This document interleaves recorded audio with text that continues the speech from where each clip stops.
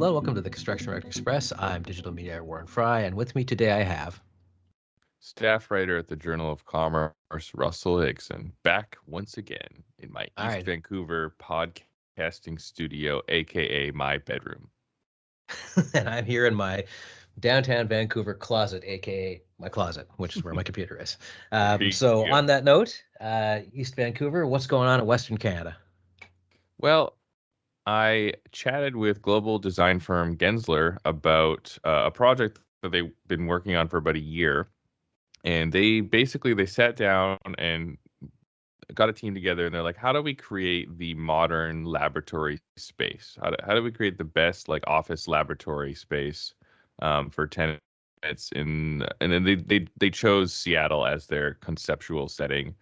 Um, and they did a whole bunch of innovations around the footprint of it. They rearranged the grid to make it better for kind of laboratory tables to be rearranged.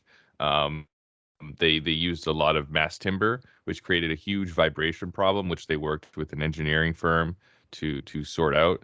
And they just did all these innovations from the mindset of what tenants might like. And yeah, they've released some of their findings, and it was pretty interesting about just redesigning and rethinking some of these spaces. And it seems like they do this all the time, because they're always thinking of kind of what the next thing is, which funnily enough, that's what it's called. Is it's called Next. That's their conceptual plan for an office building, and in this specific case, laboratory space. It sounds like it's. I don't know if they came up with this idea before COVID, but it sounds like something that will address COVID at the very least. Well, it did address COVID in some ways. Like they moved the building's core to the side. So like Hmm. the main stairs are on the side rather than people cramming into like an elevator and being close. They have that kind of this open stairway with windows to the outside for people to get from place to place and floor to floor, which they definitely had COVID in mind for that. And it also Interesting. has a bunch of natural ventilation, so you get lots of fresh air. So getting clean, fresh air in and out was a big part of the project as well. Okay. Anything else?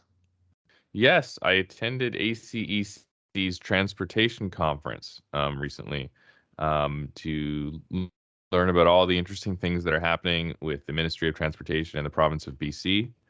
And they talked about flood recovery. As many of our listeners know, BC had some really devastating storms this winter. There was lots of floods and slides, and the transportation networks in the province were hit really hard.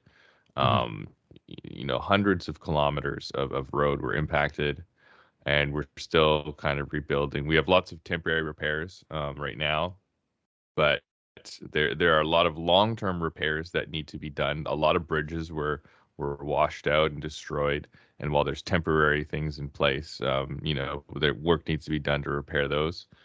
And the province talked about how it got to its resilience strategy, and what it's going to look like going forward. They've put together a list of pre-qualified contractors to do this work, and then from that list, they're going to be collaborating to work on some solutions, because they're in a very difficult position right now where they have to decide: do we, reinforce this highway? Do we completely move the highway and change its location? Do we change its alignment slightly? And those all have varying costs and varying risks.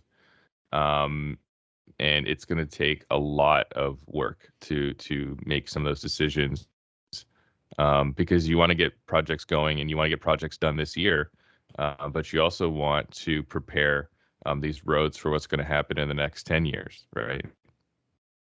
Okay, cool. And in the East Daily Commercial News, staff writer Don Wall is reporting on a recent panel discussion on workplace diversity and inclusion in the construction sector that included two leading lights in the field: Jennifer Kahn, the head of inclusive diversity at EllisDon, and Nour Hachem-Fawaz, who's the president and founder of Build a Dream. How can a woman feel welcome on a construction site, they asked, when the safety clothing they are told to wear is totally ill-suited to the job and does not nearly fit? Nour Hachem-Fawaz offered advice to managers on responding to questions from employees, leaders, and clients, and on dealing with bids for future work. And Daily Commercial News staff writer Angela Gismondi covered a few sessions at the Ontario Road Builders Association Summit last week. The topics ranged from quality monitoring during construction, which explored the benefits and challenges of the independent quality assurance firm regime being used on Ministry of Transportation and Infrastructure Ontario public-private partnership projects, to updates on transit and transportation projects across the province from Phil Verster, Metrolink's president and CEO, and Michael Lindsay, Infrastructure Ontario president and CEO. She also spoke with Andy Manahan, the former head of the Residential and Civil Alliance of Ontario, about his new role at the head of the Toronto and Area Road Builders Association and his plans for the future of the association.